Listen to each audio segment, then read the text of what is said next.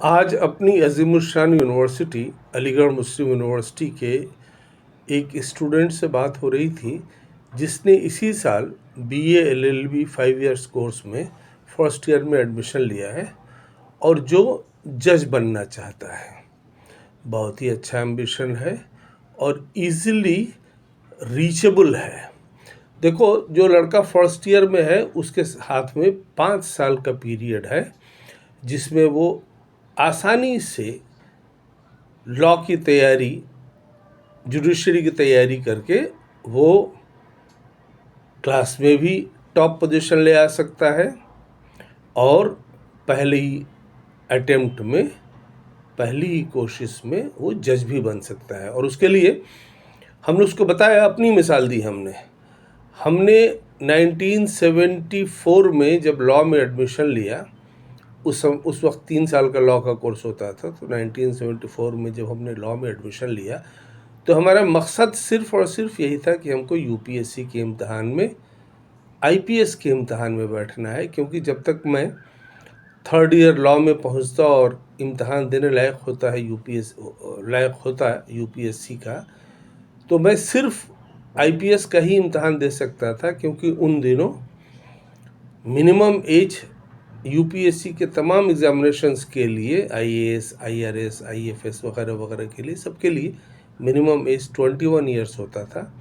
सिर्फ आईपीएस के लिए 20 ईयर्स होता था, जो बाद में 1985 में ये भी चेंज होकर के 21 ईयर्स हो गया। तो हमने एडमिशन लॉ में जज बनने, वकील बनने के लिए नहीं लिया। हमने एडमिशन ही लिया यूपीएससी में आईपीएस के इम्तहान देने के लिए। नतीजा ये हुआ कि हमने पहले दिन से, पहले सेमेस्टर से, पहले सेशनल से क्लास में टॉप करना शुरू किया। और जब मैं लॉ के फाइनल ईयर में था उस वक्त हमने यूपीएससी के आईपीएस का फॉर्म भरा।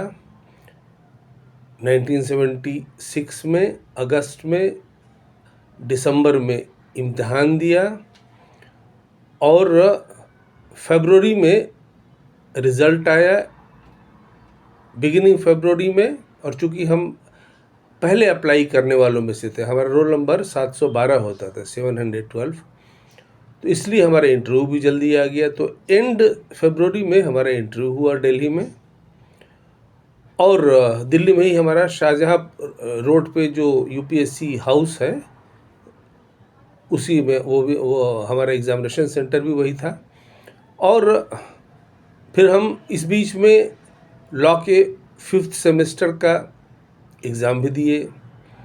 और इंटरव्यू हम जब देकर आए उसमें फिर हमारा मार्च महीने में 6th सेमेस्टर यानी फाइनल सेमेस्टर का लॉ का एग्ज़ाम भी शुरू हुआ।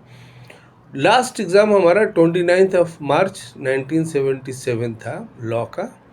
खूब घोड़ा बेचकर सोए आराम से। हम आफ्ताब हॉस्टल में रहते थे। बहुत इतनी मेहनत करके, जाहिर है आदमी, बहुत चैलेंजिंग काम था कि लॉ में भी टॉप करते रहें और यूपीएससी के इम्तहान में सिलेक्शन भी हो अपना।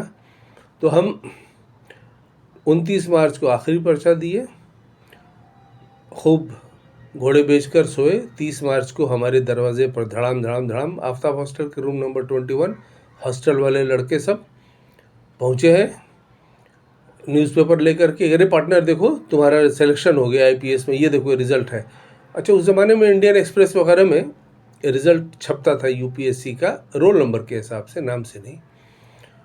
तो लड्डू खाए, खुशियाँ मनाई और हॉस्टल में लोग, अपने दोस्तों यारों के बीच जश्न मनाया गया। तो ये रास्ता सबके लिए खुला है।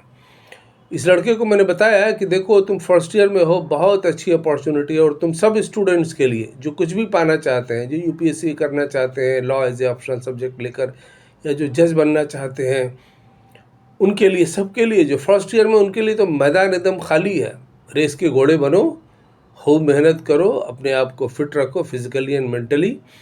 एंड अभी से तुम जो पढ़ाई करो वो as if you are preparing for judicial services और फॉर यूपीएससी, आईएएस, आईपीएस।